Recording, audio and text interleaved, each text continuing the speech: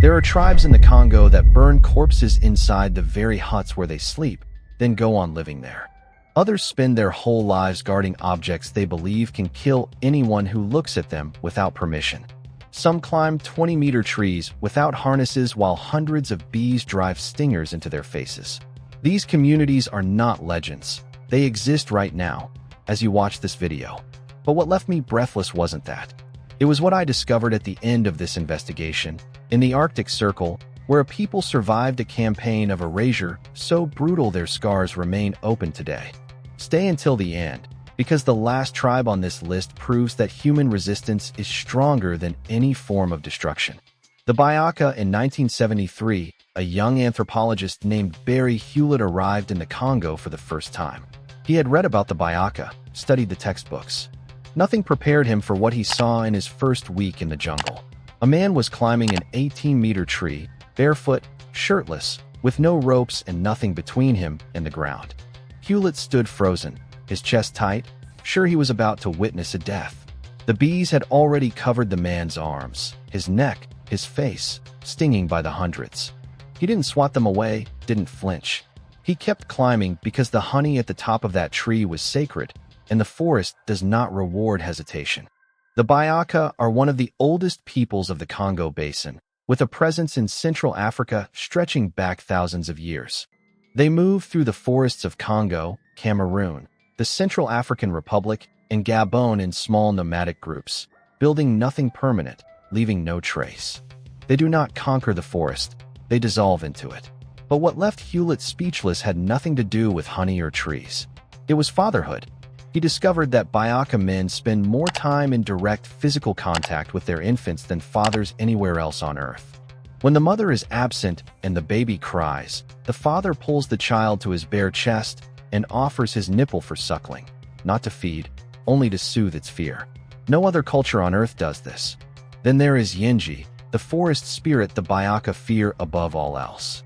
When a community member dies, the body is buried inside the hut, and the hut is burned to the ground. The group moves immediately. No one is allowed to look back at the burning structure. Anyone who turns to look is seized, tied to a post beside the fire, and left there all night until morning. Not as punishment, but as a warning to the forest that the rule was followed. During Yenji initiation ceremonies, young people are taken into the forest and confined in a structure so small they cannot sit or bend. They stand for days, without rest, without proper food, in complete darkness, while sounds designed to represent the spirit moving around them continue through the entire night. They enter as children. If the forest accepts them, they emerge as something entirely different. The Bayaka have no written records. Every poison, every cure, every ritual lives only in human memory. When their elders die, entire libraries vanish with them. The Liga in the deep villages of eastern Congo, there are men who carry human skulls on their bodies every day. Not hidden, not buried, pressed against their skin, kept close, spoken to. And for the Liga people, this is not disturbing. It is the highest honor a living man can bear. The Liga have a secret society called Bwami, one of the most complex and stratified power systems ever documented in Central Africa. You do not enter Bwami. You spend your whole life trying to earn your way in. The society has multiple levels, each more difficult and demanding than the last, requiring years of sacrifice and demonstrated wisdom before any advancement is granted. The higher a man rises in Bwami, the closer he is believed to be to the world of the ancestors.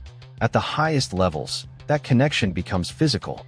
The highest-ranking members are given skulls of deceased elders to carry with them daily. These skulls are not symbols. According to Liga beliefs, they transmit knowledge, protection, and judgment directly from the dead into the body of the man who holds them.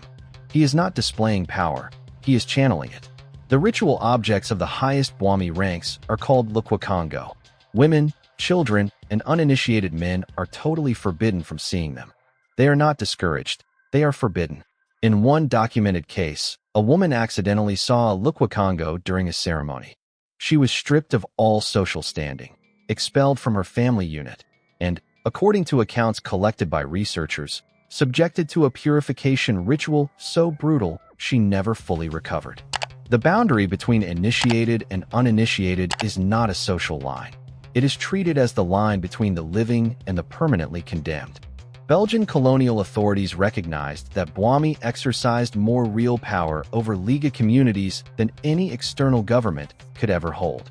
They spent years trying to dismantle it and failed completely.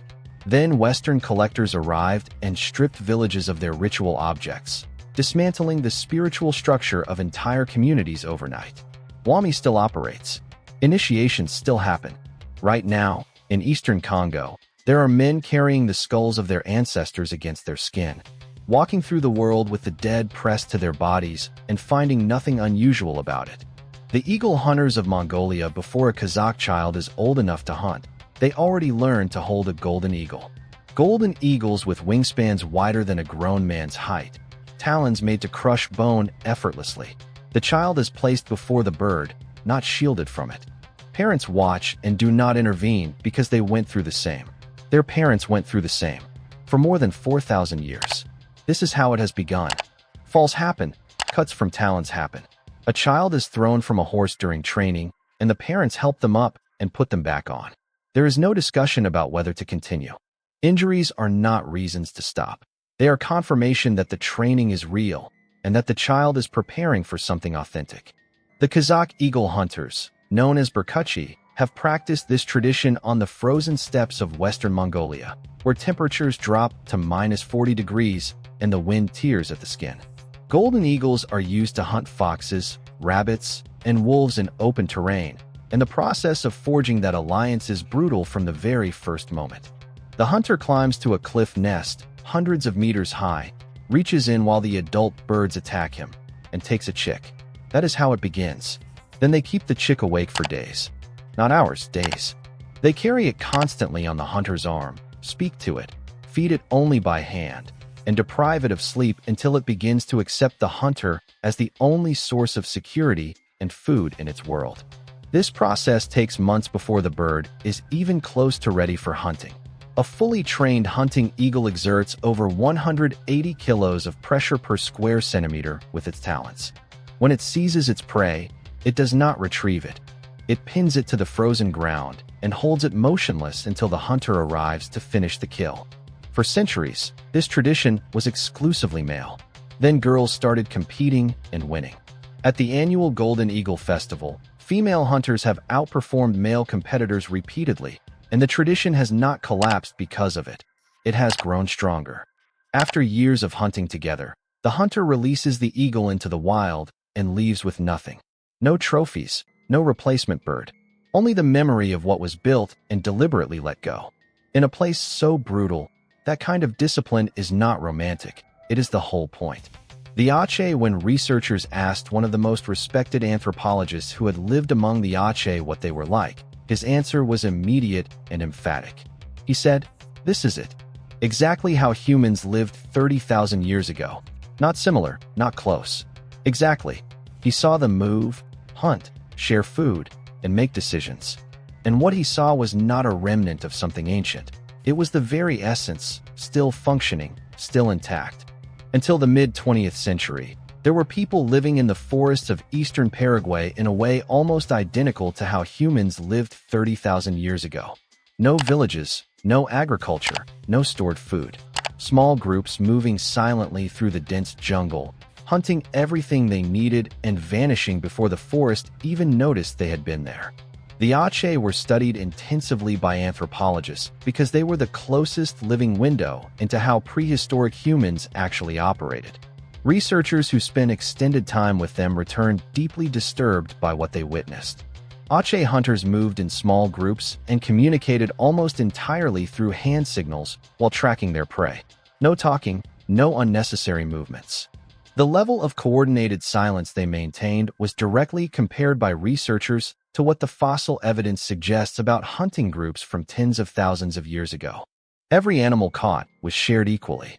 The hunter who made the kill received the same portion as the oldest member of the group and the smallest child. No one accumulated more, no one lacked anything. This was not generosity, it was the system, and it had functioned unchanged for thousands of years. Their knowledge of the forest was not expertise, It was something closer to instinct forged over generations. They knew which trees bore fruit in times of drought, where honey was hidden, how to follow a monkey silently through the treetops for hours, and how to treat a deep wound using only what grew within reach. All of it lived only in memory. Nothing written, nothing drawn. Everything existed only as long as the people who carried it remained alive. When contact with the outside world finally came and the Ache were pushed into a sedentary life, something broke inside the community that researchers watched happen in real time. Men who had spent their lives as the most capable hunters in the forest found themselves completely unable to function within a society based on individual competition, private property, and permanent settlement. The disorientation was total and was documented in detail. The elders still teach tracking and archery. The stories are still told. But the forest those stories describe has nearly disappeared, and those who knew it best are running out of time to pass on what they know. The Azanda in Azanda society, nothing bad happens by accident. Not a single thing. If a man dies suddenly, something caused it. If the crops fail, someone made them fail. If a child falls sick and doesn't recover, there is a name attached to that sickness. There is always a name, and the Azanda have a system for finding it that has been destroying lives for centuries. The Azanda live in Congo, South Sudan, and the Central African Republic. In the 1920s, the British anthropologist E. Evans Pritchard spent years among them and returned with findings that disturbed the academic world. He said their witchcraft system was not superstition. It was internally logical, carefully structured, and more coherent than most outsiders were willing to accept. He did not say this from a distance. He watched it operate. On one occasion, a man reported that something had been stolen from his home. No witnesses, no evidence, no confession. In any other society, the matter would likely go unresolved. Among the Azanda, it did not. An oracle was consulted. The rubbing board oracle was produced, a small wooden instrument carved and treated with medicine that works by sliding one piece of wood over another. A name was proposed. The oracle was asked whether that man was the thief. The wood stuck. That was the answer.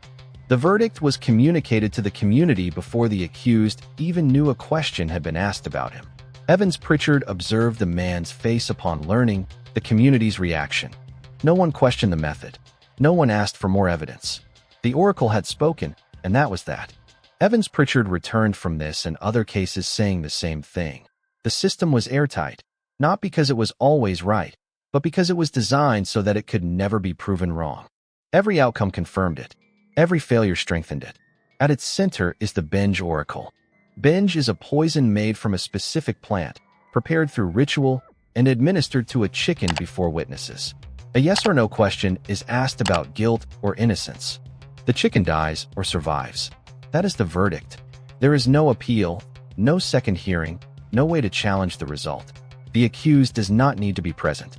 A man can wake one morning and discover that a chicken died the night before in a ritual he knew nothing about, and that the community has already decided he is responsible for his neighbor's death.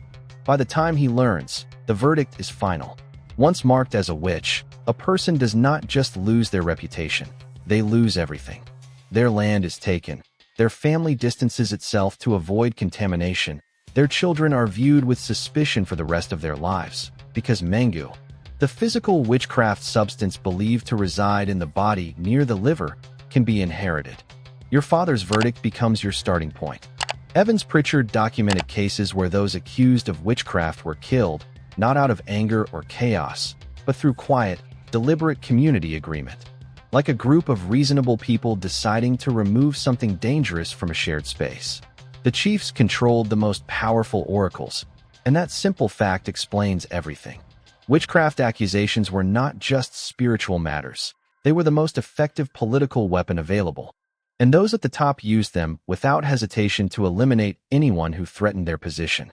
The oracle never failed, and if it ever seemed to fail, there was always an explanation ready. Another which had corrupted the poison. The answer was still correct, it was just being interfered with. No version of events existed in which the system could be wrong, and that is exactly what made it so devastating. The beauty when someone dies in an beauty camp, the body does not leave the hut. It is buried right there, inside the walls where the person slept and lived. Then the hut is burned to the ground. Before the ashes cool, the entire group has left. They do not look back. They never return. Not ever. The Mbuti are one of the most ancient peoples of the Ituri rainforest in the Congo, among the shortest populations on Earth, with most adults barely reaching 1.5 meters. Yet they move through one of the densest and most dangerous jungles on the planet as if they were born into it. Because they were. They do not farm. They do not raise animals. They hunt with nets, gather plants, and read the forest entirely through sound. The song of a specific bird tells them something is wrong. A branch cracking in a certain direction tells them which animal moved and how far away it is. The forest speaks to them in a language no outsider has ever fully learned. Their shelters are built in a few hours from leaves and branches, with no intention of lasting. As soon as a place stops serving them, they abandon it without a second thought. Permanence means nothing to them. Beauty. Movement is survival. Their rules around death go beyond what many expect. When someone dies in the forest, the place is abandoned immediately. No long mourning, no return visits. The belief is simple. The forest does not just take the body, it takes the person entirely. Staying near that place is not considered respect, it is considered a risk. That place is avoided because what caused the death is believed to remain there, not as a memory, but as a presence, something that can happen to others without warning. Those who ignore this are said to fall ill shortly after, not always in obvious ways, sometimes slowly, sometimes with no clear cause. Locals say the forest collects what it is owed. And then there are those who live deeper in. They are not stories or myths, they are people. Groups believed to be linked to the Mbuti, living beyond where anyone is meant to go. No trails lead to them. No one can point to where they stay. They appear without warning, a shape among the trees, a figure standing still and watching, then gone with no sound of movement, no broken branches, no tracks behind. Whoever tries to follow loses their way almost instantly, as if the forest closes and erases the path. When the Mbuti are asked about them, they do not laugh, they lower their voices. They speak of them carefully, as something not to be disturbed, something best left exactly where it is. The San people of southern Africa have lived in the Kalahari Desert for at least 70,000 years. Agriculture was invented 12,000 years ago. Writing is 5,000 years old. The San were already fully formed, hunting and surviving in one of the most hostile places on Earth, long before any of that existed. They are not a remnant of the past. They are the oldest continuous human culture on the planet. Their hunting method is not fast, not aggressive in the way most imagine. It is something far more unsettling. A sand hunter fires a small arrow into an animal and follows it for days across terrain that has finished off expert, well-equipped explorers, covering over 48 kilometers in a single pursuit. Reading the flattened grass, the disturbed sand, and the specific shape of a track in the dry earth, until the animal's body finally collapses from the poison spreading through its blood. That poison is extracted from the larvae of the Diamphidia beetle. It is applied to the arrow tip in a thin layer and works by destroying red blood cells from within. A scratch is enough to start the process. No antidote exists anywhere in the world. The hunter does not rush the animal. He follows it with patience, reads its decline in the tracks it leaves, and waits for the moment it stops. Water in the Kalahari is buried underground, in ostrich eggs hidden in places that exist only in human memory. These locations are passed down verbally from parents to children across generations. If the people who hold that knowledge disappear, the water is lost forever. The desert reclaims everything. Their click language uses sounds produced at multiple points in the mouth simultaneously, sounds that exist in no other language on Earth. Linguists have classified it as one of the most complex phonetic systems ever documented. During the Great Healing Dance, the community moves around a fire for hours until certain individuals enter a trance state called Kia. In Kia, the healers say they physically separate from their bodies, entering a realm they describe as more real and more terrifying than the conscious world. And they return carrying something they extracted from the sick. Some healers return from Kia screaming.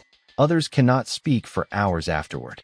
The physiological trance state has been confirmed by researchers. What happens inside has never been explained by anyone who has not personally experienced it.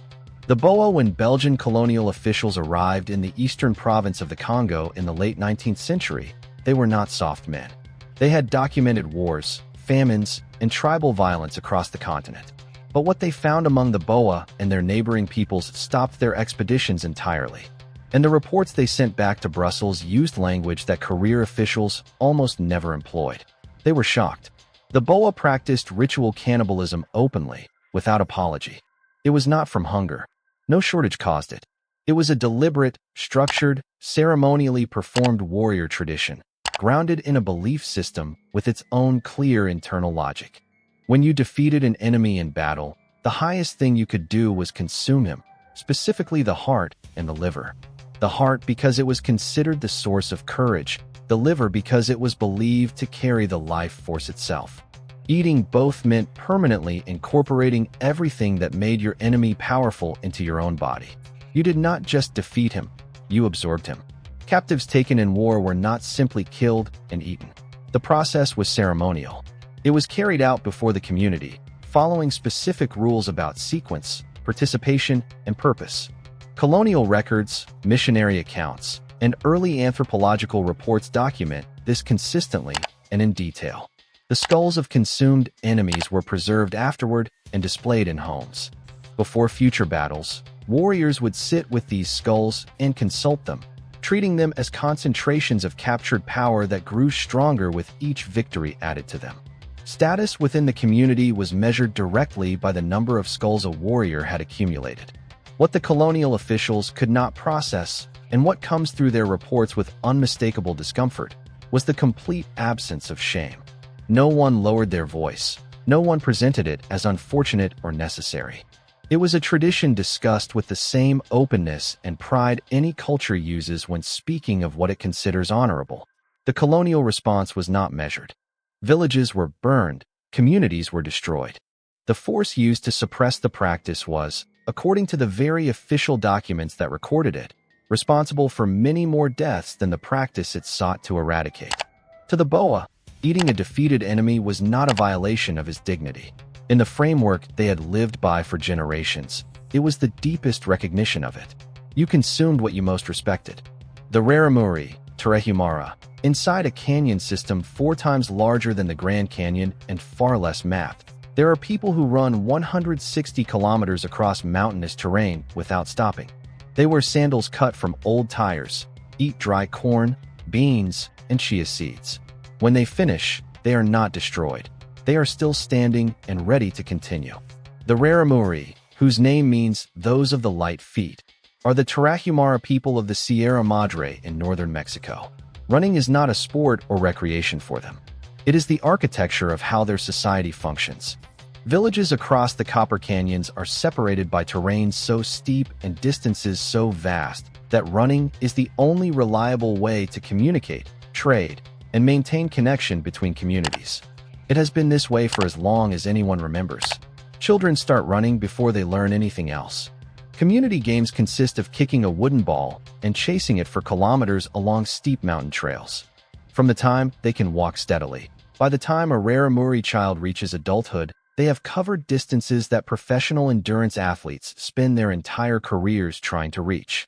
And they have done it without a single piece of specialized equipment. Their diet would alarm any modern nutritionist. Corn, beans, chia seeds, and water. No supplements, no recovery meals, no strategic feeding windows. Exercise scientists who have studied the Raramuri have struggled to explain how their physical performance is physiologically possible on that diet. The data does not match what sports science would predict. In the 1990s, Raramuri runners participated in competitive ultramarathons for the first time. They arrived wearing tire sandals and ordinary clothes. They finished in the top positions against athletes with thousands of dollars of gear. Since then, the world of professional athletics has not known what to do with that information.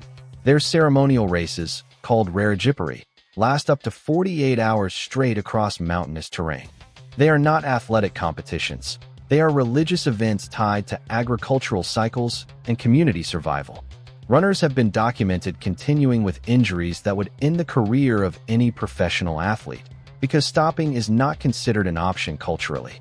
What the outside world has never managed to replicate is not their endurance. It is the fact that their endurance is not separate from their life. It is their life integrated into every day from birth, and you cannot extract it and transplant it somewhere else. The Como, there are men in certain Congo villages who have spent their whole lives maintaining something that most will never be allowed to see. They were cut open to enter the society that gave them this responsibility. The scars on their bodies are not decorative, they are binding. And the objects they care for have accumulated power, they say, since before anyone living today was born. The Como are a secret initiation society with a presence in Congo and parts of Mali. Membership is exclusively male. Their internal structure has never been documented by outside researchers, not because it hasn't been tried, but because the society has historically responded to unauthorized proximity with consequences that ended the attempt permanently. To enter Como, a man is scarified.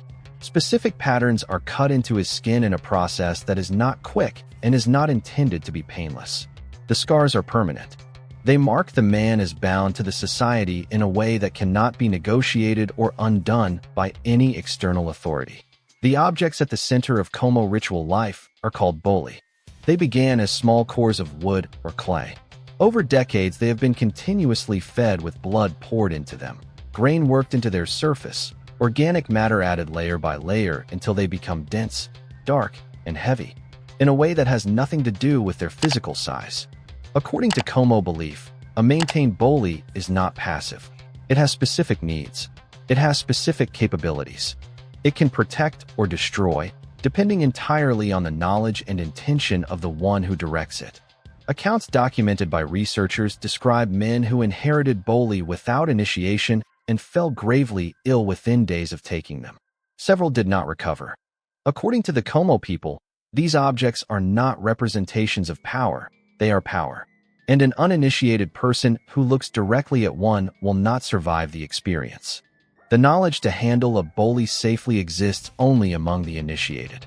It is transmitted through the initiation process and nowhere else. A man without that knowledge near an active boli is, by all available accounts, in immediate danger from the object itself. French and Belgian colonial administrators identified Como in their official reports as the single greatest obstacle to establishing control in the affected territories. The society crossed village boundaries, crossed ethnic lines, and created loyalty networks that no colonial structure could penetrate or replicate. Decades of attempts to suppress it produced nothing. Como still operates. The boli still exist. Right now, in specific places in the Congo, there are objects that have accumulated blood and matter since before anyone living today was born. The men who care for them know exactly what they are doing. Everyone else is permitted to know absolutely nothing. The Sami above the Arctic Circle, the sun does not rise for weeks in winter. The land becomes a flat white silence stretching hundreds of kilometers in every direction. Researchers and explorers who have entered this environment unprepared have documented total psychological collapse within weeks. The isolation does things to the human mind that are not easy to reverse. The Sami have lived in this environment for over 10,000 years, and for most of that time the world around them has actively tried to make them disappear. The Sami are the only officially recognized indigenous people in Europe, living across Norway, Sweden, Finland, and the Kola Peninsula in Russia. What they have survived to still be here is not a quiet story. It is one of the most sustained and deliberately cruel campaigns of cultural erasure in modern European history, carried out not by ancient conquerors, but by 20th century democratic governments.